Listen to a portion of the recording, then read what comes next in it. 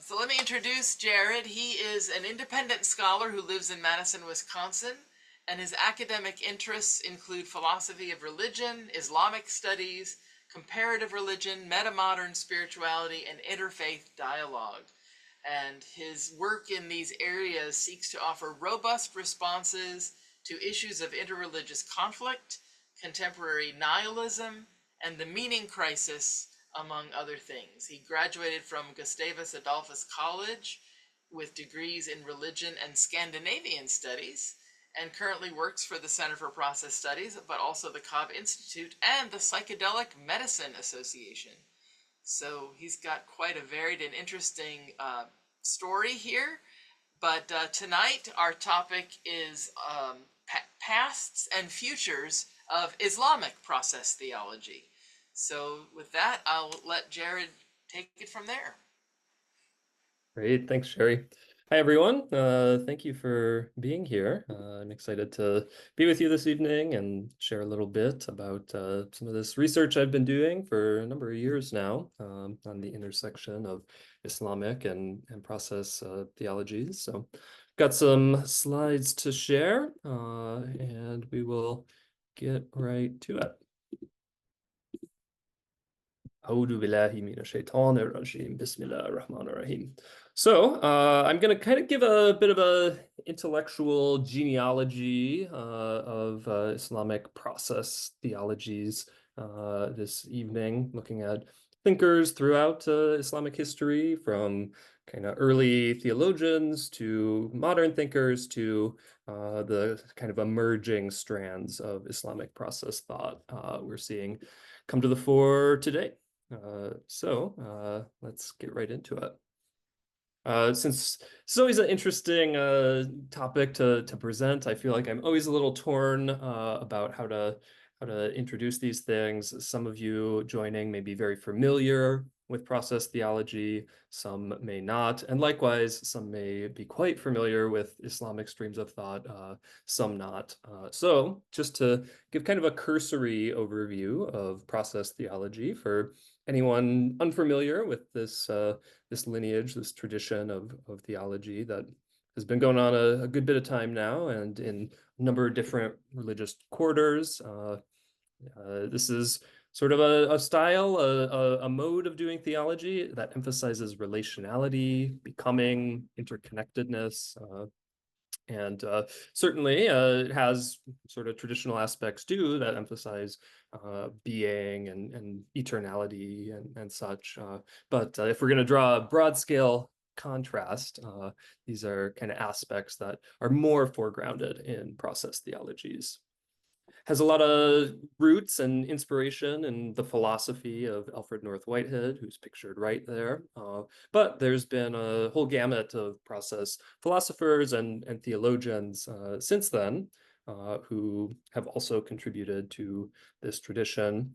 And then now that this is a term, now that process philosophy, process theology has been kind of coined as a particular camp, we can kind of backread this term as well and look at figures throughout history who maybe have this same kind of emphasis on relationality, becoming, interconnectedness. So that's some of what we're going to be doing this evening, especially with some of the earlier Islamic thinkers. We're going to explore what happens if we read these old Muslim philosophers and theologians as process thinkers, now that this is a term we have at our disposal. So I just identified two here.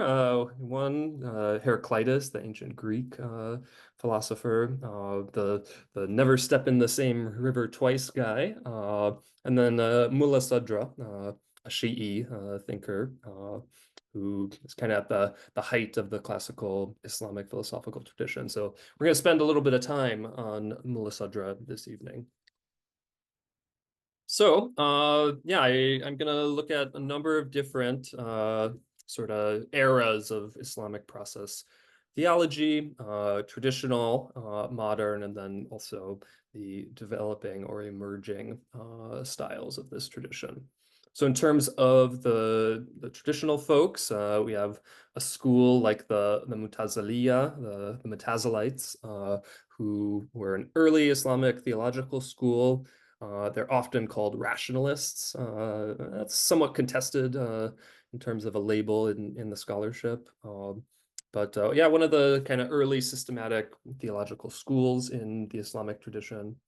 We have someone like Ibn Sina, or Avicenna is the Latinized name for him. A very influential philosopher, theologian, who was one of the major Islamic thinkers that was translated into Latin and taken up by the scholastics. So this is someone who was a somewhat significant influence on Thomas Aquinas and some of the contemporaries there.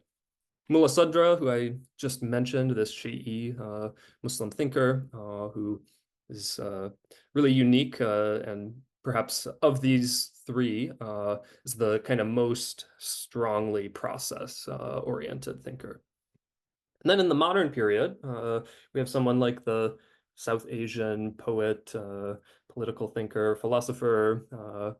He's really a Renaissance character here, Muhammad Iqbal. And he's interesting because he himself is citing Alfred North Whitehead, Henri Bergson, another kind of major process thinker who's had that term applied to him, along with a number of other kind of contemporary to his time European scientists and intellectuals. And one finds many of the key features of a sort of Whitehead-inspired process theology in Iqbal, especially in his major philosophical work, the reconstruction of religious thought in Islam. So here we really have a turning point where we're not so much back reading this process theology term onto someone, but it's quite apt considering in addition to the myriad Islamic thinkers he's drawing upon, he is drawing upon many of the most influential canonical Western process thinkers. Then in terms of what's coming to the fore, what's coming out of the woodwork today, there's going to be kind of two main camps that I'm going to look at a little bit here tonight. The first is going to be some of the new Islamic hermeneutics or modes of interpretation that we're seeing arise. So there's my colleague Adis Duderija, Bosnian scholar based out of Australia, who's doing a lot of work on progressive Islamic hermeneutics and explicitly engaging process thought, process theology as kind of a basis, a metaphysical framework to kind of justify, make coherent those hermeneutics. Then there's also this late scholar, Shahab Ahmed, South Asian scholar of Islam, who sadly passed away a number of years ago. But before he did, he wrote a number of very important works looking at Islam as a human historical phenomenon of hermeneutical engagement. So it has a very process tone to it. So not theologians here necessarily, but people thinking Islam in kind of an academic mode that has some real process overtones to it. There's also a lot of engagement with the philosophy of Gilles Deleuze, French post-structuralist thinker who himself was a reader of Whitehead, among other sources, and very much presents a much more process-oriented cosmology. Yeah, there's a number of Islamic thinkers who are picking up Deleuze in interesting ways. So I'll get into that a little bit. A couple of them here are Michael Mohammed Knight, Azada Emadi, and Laura Marks.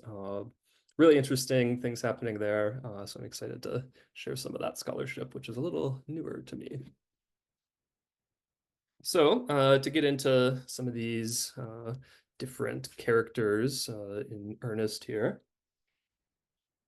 The Mutazilites were an early Islamic theological school, I think about 8th century through 10th century, something around that, who really kind of were at the forefront of kickstarting some of the major dialectics in Islamic theological history that really gave the tradition its contours.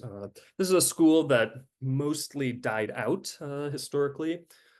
After that period, you saw the rise of the Ash'ari theological school and the Maturidi theological school, which are both considered sort of the orthodox Sunni schools of theology, of sort of doctrine in terms of theological thinking.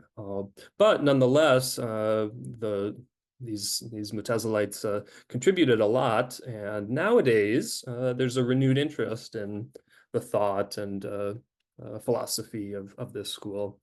One of the kind of major markers is that they really emphasize the aspect of human freedom. So there's always been a little bit of a tension in Islamic thinking. Well, how much does God like fully determine everything? How much is kind of creaturely freedom? And the Mutazilites were much more on the side of there being a significant aspect of human freedom. If there were not, in what sense could God judge human beings in sort of this final judgment, destiny or your soul kind of sense, and still be just? If God was ultimately behind you and your sins, puppet mastering all those actions, in what sense would it be fair and just to have you be punished? So that was some of the argument there. And that also shows how sort of focused they were on this attribute of divine justice. So they tried to read a lot of God's action and God's relationship with the world through this aspect of justice that they saw as quite central to the divine nature.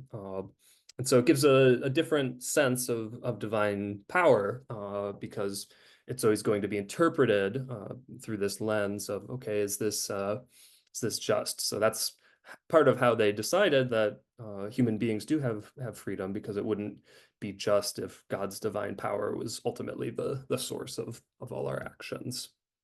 If someone knows nothing about the Mutazilites other than one thing, it's probably that they were associated with this doctrine of the createdness of the Quran. So this is something in Islamic intellectual history that somewhat mirrors the debates in Christian theology about the nature of Jesus. Is Jesus unbegotten, co-eternal with the Father of the Trinity?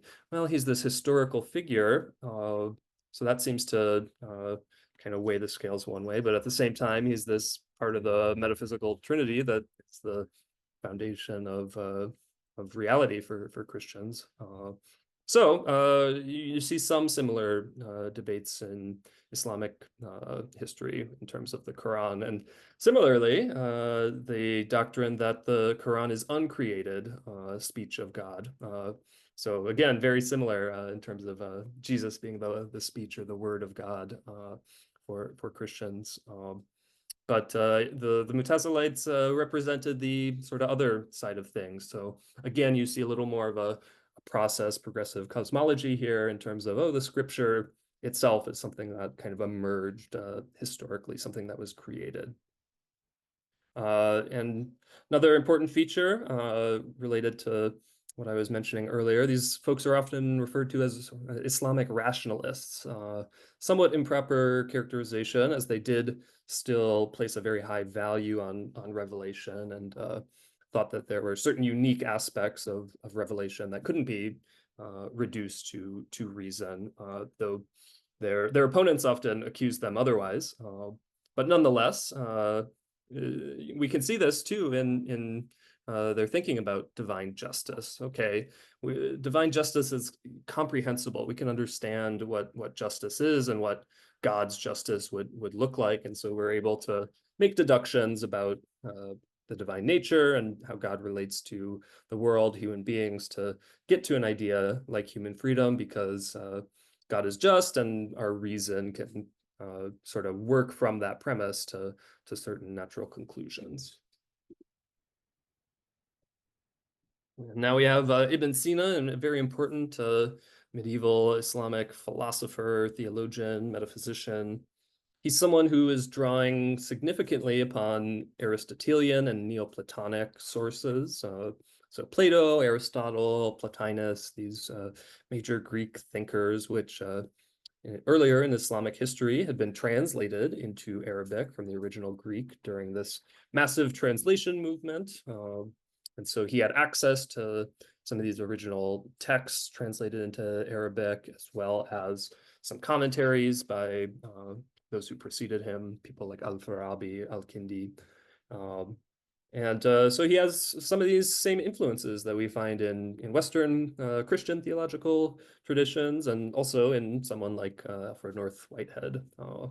So from these Aristotelian and mystical Neoplatonic sources, he's really trying to offer some kind of synthesis of science and metaphysics. As a day job, his profession was as a physician. So he wasn't someone unacquainted with kind of naturalistic knowledge. In fact, that was his kind of bread and butter. So he developed a much more kind of empirical rationalist orientation using some of the Aristotelian and Neoplatonic resources that he had, but without reducing everything to just a kind of scientific naturalism. He's very much working out of this emanationist Neoplatonic scheme, but within that, he was able to carve out really nuanced and robust naturalistic epistemology, where his works on medicine were incredibly influential, not just his more esoteric metaphysical works. He also was very much a humanist in terms of his ethics, if we can use that term for a medieval Muslim thinker. And he really kind of, from this integration of science and theology, spirituality, took seriously the sort of preservation of the body, trying to ensure that one's physical existence is in the kind of best condition possible to be able to go out on intellectual and spiritual growth quests. So that is kind of integrated into the cultivation of the soul and the kind of ascent to God, self-purification for someone like Ibn Sina. And now we have Mullah Sadra, the final of the classical Islamic thinkers I'm going to consider as a process thinker. Unlike the Mutazilites and Ibn Sina, Mullah Sadra is associated with the Shi'i Muslim denomination, the kind of second largest Muslim denomination after the Sunnis. And so he's certainly drawing on some of the major thinkers within that tradition, though there's always a significant amount of cross-fertilization between the Sunni and Shi'i intellectual and spiritual worlds. But he's also drawing upon someone like Ibn Sina. He's also drawing upon Aristotle. He's also in conversation with the works of Ibn al-Arabi, the great Sufi mystic. But he is someone who kind of really makes a break with some of the thought of his predecessors by asserting that existence is prior to essence. So this is kind of really a novel development in Islamic philosophy, theology. He's an existentialist, avant la lettre, and not in the same way that these 20th century French guys were, but in some sense, there is some overlap. So he basically thinks, very similar to our friend Whitehead, that reality is constituted by acts of existence. Existence is the basic reality of everything, and what sort of life, real stuff is specific instances of existence doing something. And so it's not these atomic substances, self-sufficient, that are then interacting and have these accidents and such, but rather there's this unity of existence that is kind of the foundational reality, and the different things that we encounter in existence are the same self-same reality as predicate in certain conditions. There's a certain intensity of existence that differs between different things that we consider as different. So it's a very holistic philosophy, and very much one that has these process tones, looking more at act, at creativity, at novelty than these pre-existing essences that are then the things that act. Moving to the modern period, we have Muhammad Iqbal, a major Pakistani, or South Asian rather, though he was one of the ideological architects of the nation of Pakistan. Very interesting, wide-ranging thinker. On a popular level, he's much more well-known as a poet than a philosopher or theologian, and his poetry remains widely read, widely recited today in South Asian contexts, especially. He was very much steeped in classical Islamic traditions, but also critical. He studied in Germany. He had this kind of experience of Western thought and was impressed by certain aspects and worried about the state of Islamic thought and in some other regards. And then in other ways, kind of vice versa, and thought that Islamic thought had unique insights that can't necessarily be replicated in what he saw in the European scene at the time. But yeah, he was in conversation with the works of Whitehead, Bergson, Samuel Alexander, Einstein as well. And so there's this really kind of wide-reaching and integrative aspect of his own thinking, very cosmopolitan. And some of the conclusions he comes to philosophically, theologically, is to present a much more organic view of the cosmos, the universe, looking at this as kind of the manifestation of the divine life. And so God himself, God itself in this vision is very much living, which is one of the classical Muslim names for God, the living, and in creative advance. So this is very much a kind of process theological vision. He likewise questions these traditional formulations of divine omnipotence and divine omniscience. That's some of the more provocative aspects of his work here, but likewise deeply insightful. There's some real substance there to the reasons he's kind of putting these into question and going his own way on these questions with insight from Whitehead and others. He also he's a very Quranic thinker. If you read Iqbal's reconstruction, I mean, you'll see all these contemporary European scientists and philosophers mentioned, and as well these classical Muslim thinkers, Al-Ghazali, Ibn Sina, all sorts of major Muslim thinkers. But one thing that's impossible to miss is just how much he's drawing from the Quran itself to make these arguments and to kind of formulate his thought.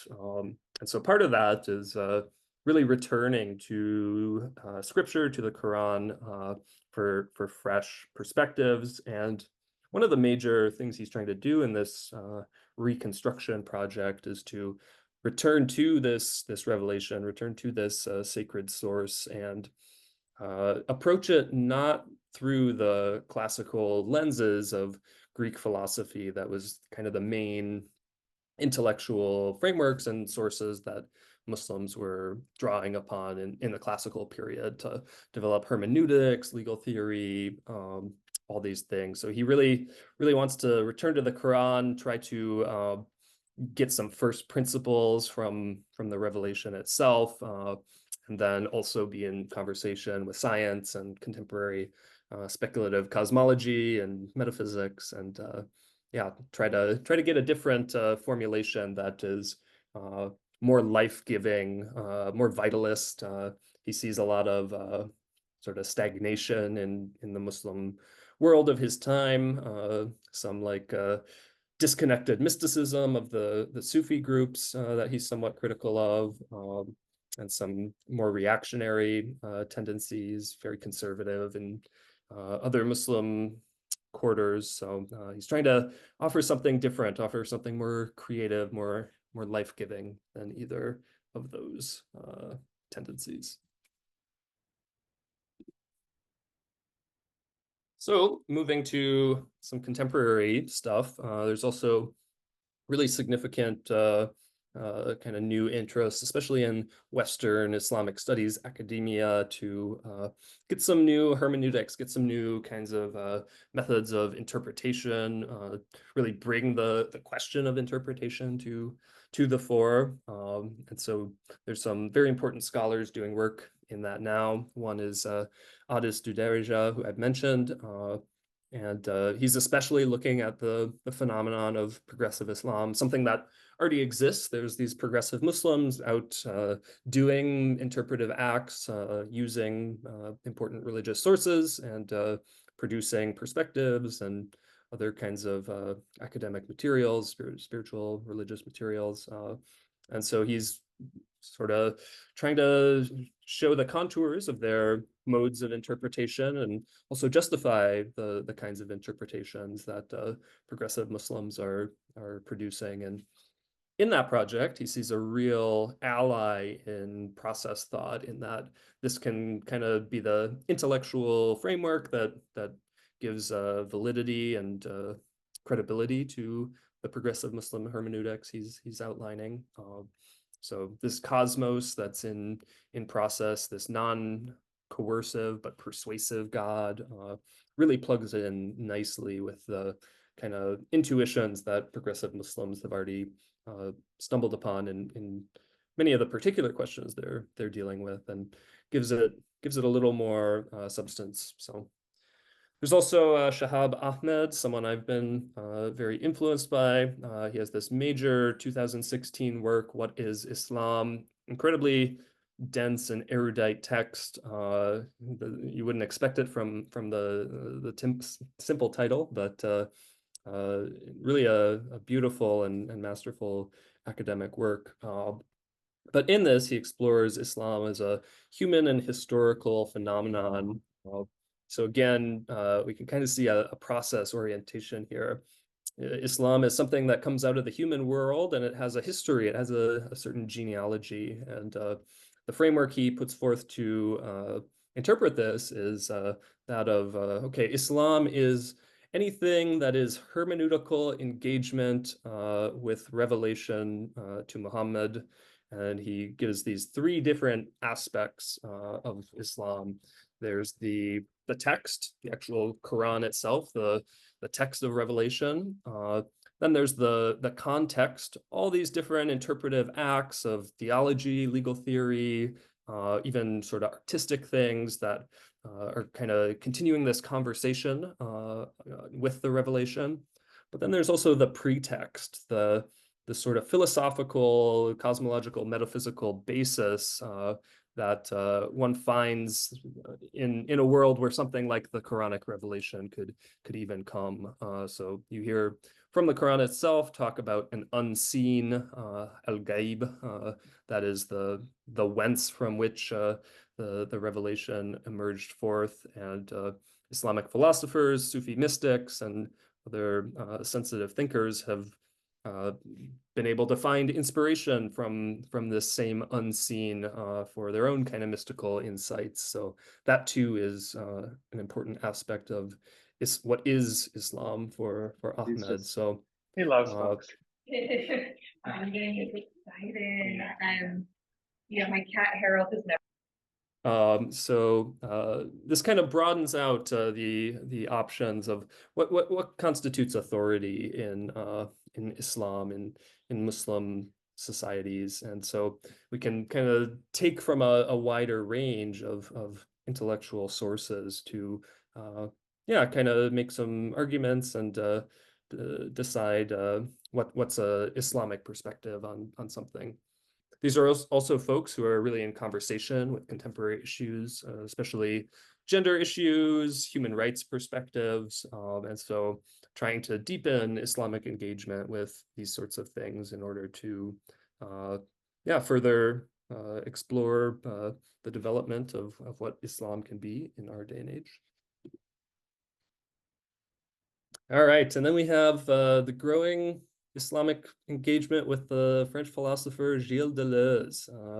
So one of the major kind of landmarks here was the publication of the book Sufi Deleuze by Michael Muhammad Knight. I think that came out 2023, but within the last couple of years. So a whole monograph of Muslim Islamic engagement with Deleuze, and yeah, looking to really bring out some of these ideas of lines of flight, deterritorialization, reterritorialization, these major ideas from this this philosopher, and reading them into Islamic intellectual history, and seeing what insights can be gleaned there. So Deleuze himself is a process thinker in many regards, very enigmatic and notoriously difficult read, but someone who Muslims are finding worthwhile engagement in.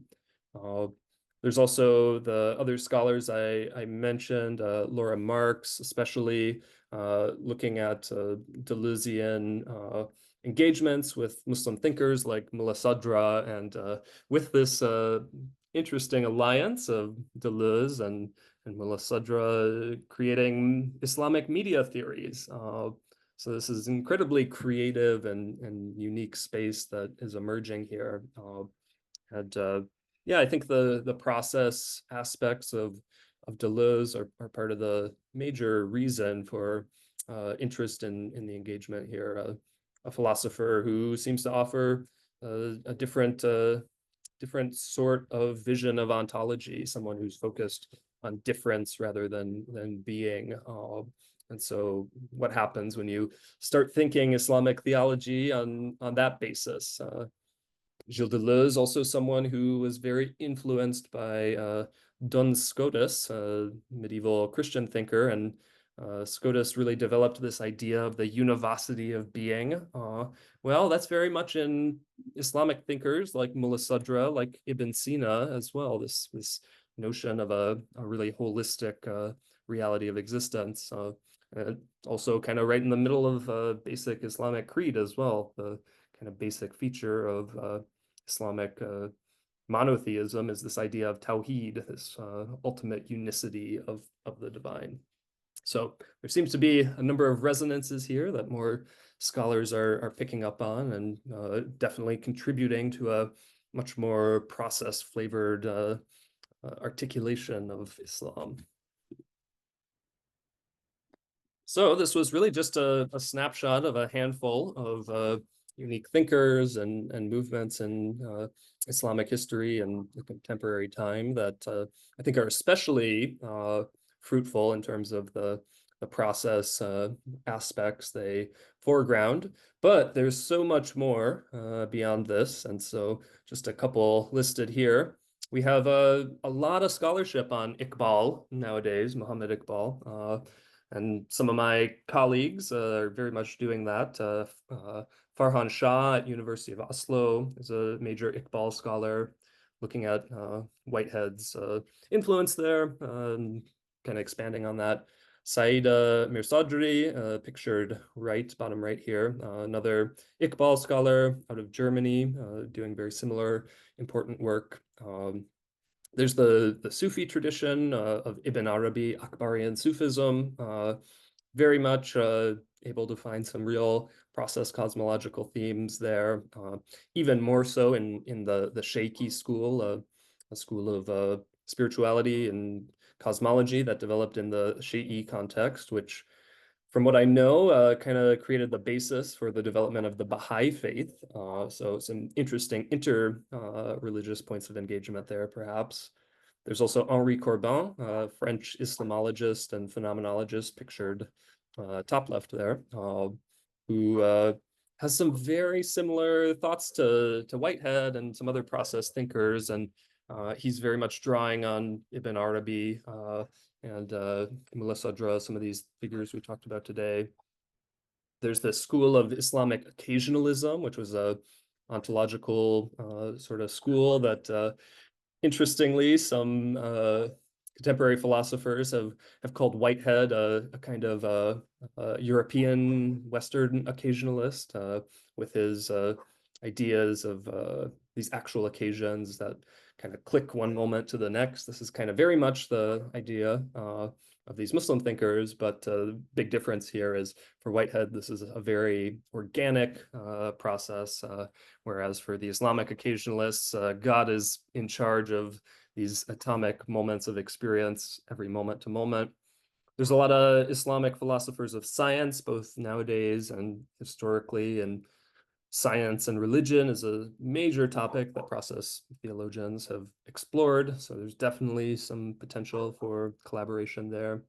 Then there's also a strong lineage of Muslim perennialists, these folks who look at the transcendent unity of religions, going back to people like René Guénon, Frithjof Schuon, both of whom converted to Islam, and then also some of their living heirs to this tradition, like Sayyid Hussein Nasr. But here's a group that has been very strong on sort of interfaith engagement. And again, this is kind of one of the major topics that process thinkers have likewise tried to address. So additional conversation there could be very fruitful.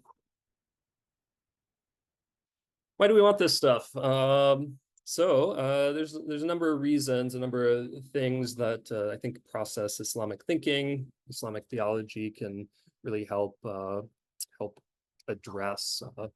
It kind of comes down to grappling with the changes of modernity, which are very much an aspect of life, both wherever we all are and in the Muslim world as well.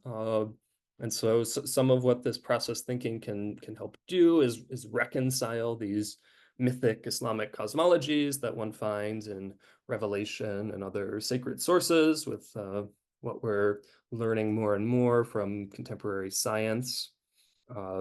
These process thinking can also provide a more robust and dynamic hermeneutics. So how do we interpret our scriptures? How do we go about doing legal thinking and reasoning? There's ultimately a metaphysics behind that, behind those questions as well.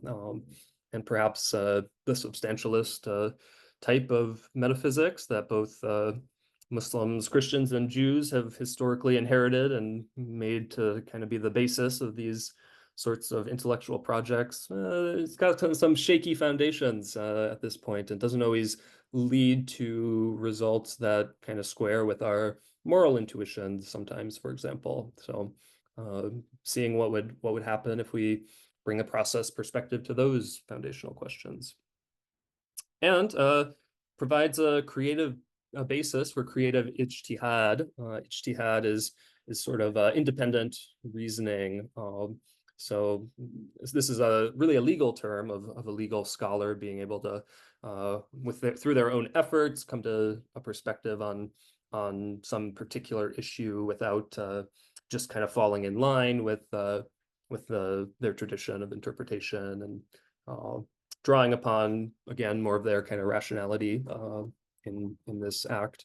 But it's something that anyone can do in potential, and more people are grappling with questions of their faith in our times. So yeah, how do we give resources for this? And I think also it just can help revive engagements with both classical Muslim thought, but also kinds of thinking that have come up in other contexts. And how do we interface these things? How do we put Islamic philosophy in conversation with Western or Asiatic traditions? And what can serve as sort of the mediating framework for that?